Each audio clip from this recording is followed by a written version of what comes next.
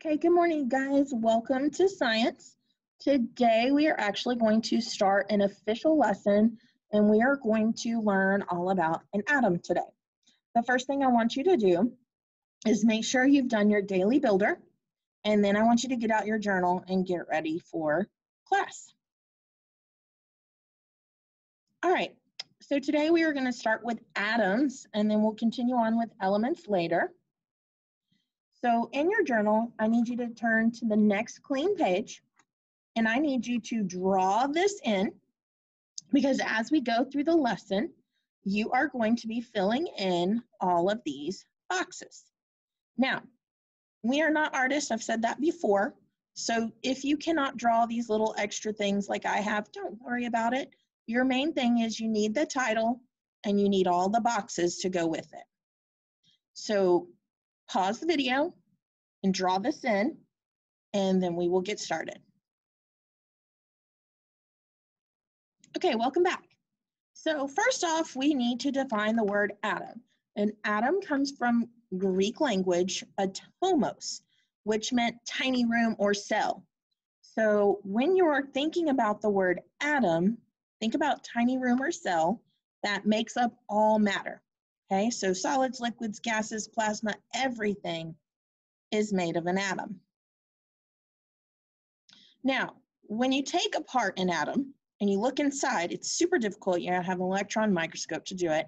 You are going to be looking at what we call subatomic particles. Now, sub in Caesar's English would mean under, or in this case, within. So the particles within an atom. And we have protons, which are up here as positive signs. We have electrons, which are here as the negative signs. And then we have neutrons, which are empty. And they are labeled that way for a reason. So here's why. So we're going to stop for a second. I'm going to zoom in on my notes, and I want you to write down what you see here. Everything, it's already been shortened. So in your box, let me go back. Sorry, you guys. In your box, I need you to write all this down. So pause the video, fill in your box, and then when you're ready, hit play and we'll keep going. So let's talk about a proton. So pro and ton, you know, use those Caesar's English. I can't talk and I keep hitting that button. Think positive. So if you're pro something, you are for it. So you're positive about it. And they are positively charged particles found in the nucleus. Now, nucleus, you probably remember from cells. Nucleus is the center or the brain. It basically tells the atom what it is. So in this case, the proton is going to tell the atom what element it is. So let's say you have 2 protons. Well, the element number 2 on the periodic table is helium. Therefore, that atom would be helium because it had 2 protons. Now, the last thing you see here, it says it has a mass of 1 AMU. AMU stands for atomic mass unit. Now, because atoms are so small, we can't use grams. We've got to go even smaller than that. So an atomic mass unit is a super small measurement. So I just said this, but I'm going to repeat it because I got a little ahead of myself. The number of protons determines what element the atom is. So again, here's a different example. If you have hydrogen, that means it has 1 proton. And if you have helium, it has 2 protons. So protons determine the element that an atom represents. So we're going to zoom in on that box for proton. Pause the video, write this in. It is already shortened. Please do not shorten it anymore. Write this into your box for proton. And when you're ready, hit play and come back. All right, an electron. So we see these are on the outside with a minus symbol. An electron is a negatively charged particle. So it's negative, just like a number in math, we represent it with a minus sign. Now, electrons are in what we call an electron shell. It can also be called electron levels. It can be called orbitals. Sometimes you'll hear energy levels. So electrons, they're on the outside. That's the main thing you gotta know. But like I said, it can be shells, levels, cloud, orbitals, different ways they talk about where they're at, but that means the outside. Now, we already know an atom is super tiny, but an electron is even smaller because it's inside the atom, just like a proton. So look here, an electron is 1/1850th the size of a proton. So what that means is it's going to take 1,850 electrons to become the size of a proton. So it's like a fraction, just like math.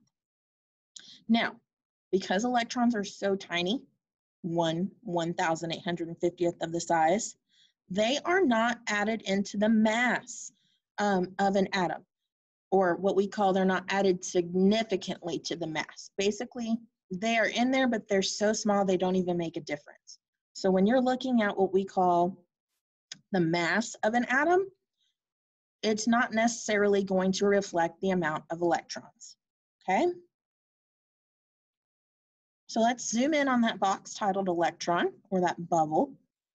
Again, I have shortened this, but please write it in your journal. So push pause, write it in, and then come back and push play when you're ready.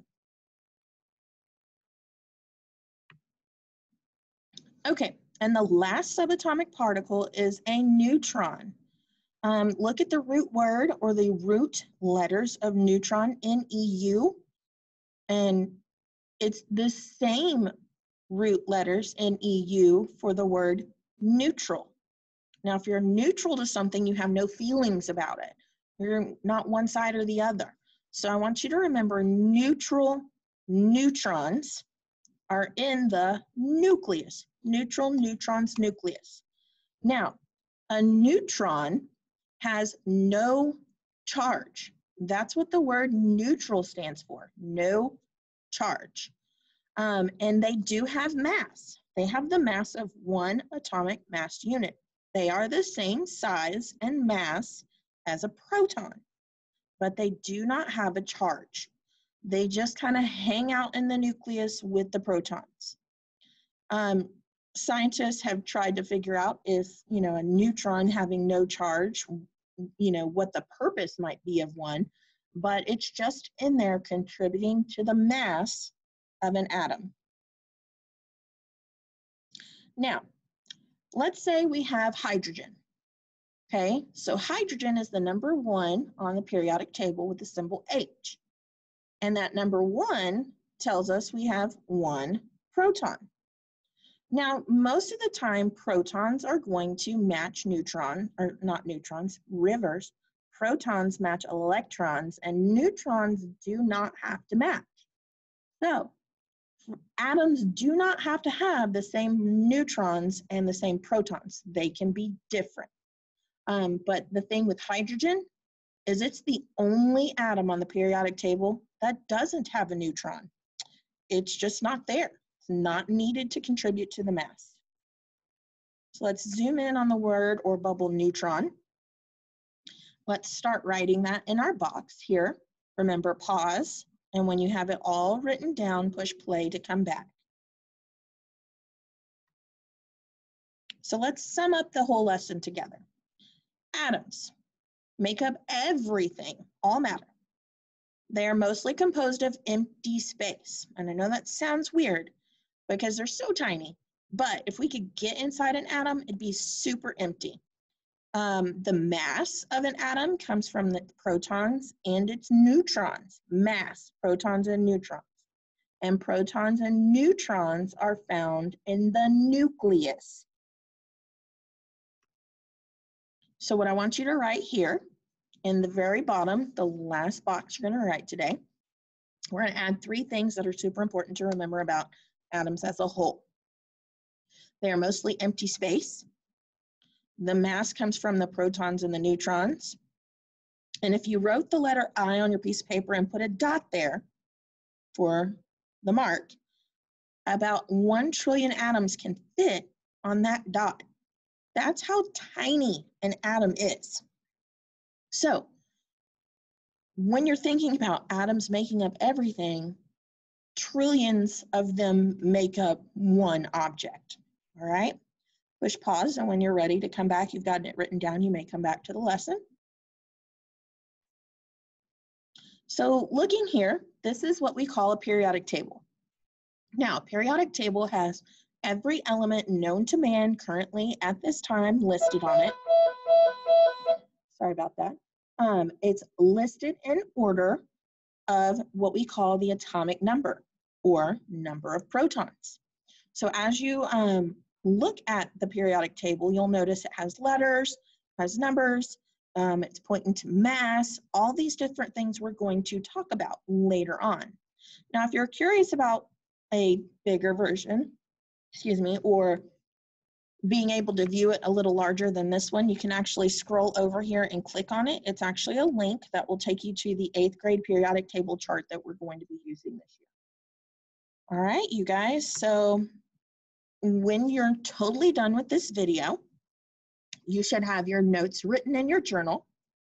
You should have the picture of the atom, and you should have a pretty good understanding of what we call subatomic particles. Remember, sub means within or under, so subatomic particles inside an atom. So let's just review real quick. We have our protons, which are here, the plus symbols. They are positively charged and in the nucleus of an atom. They have 1 AMU of mass. Our neutrons also hang out in the nucleus of an atom, but they are neutral charged with 1 AMU of mass. And last, our little tiny of electron is out here in what we call the cloud, the orbital, the levels, okay? And they're so small. I know in this picture they're not represented small, but I had to draw them bigger for you to see. They are so small that they are 1/1850th the size of a proton. Now remember, that means 1,850 of them make up the size of a proton. Okay, I know my note sheet here is colored, but you'll notice the one I was using for notes today was not. You do not have to color your notes, but I do need them to be in your journal, because when you get back to school, we are going to be using these as references. All right, that is all. If you need to watch this video more than once, that's fine. Go back and do it accordingly. All right, move on to your next assignment in science. Thanks, guys.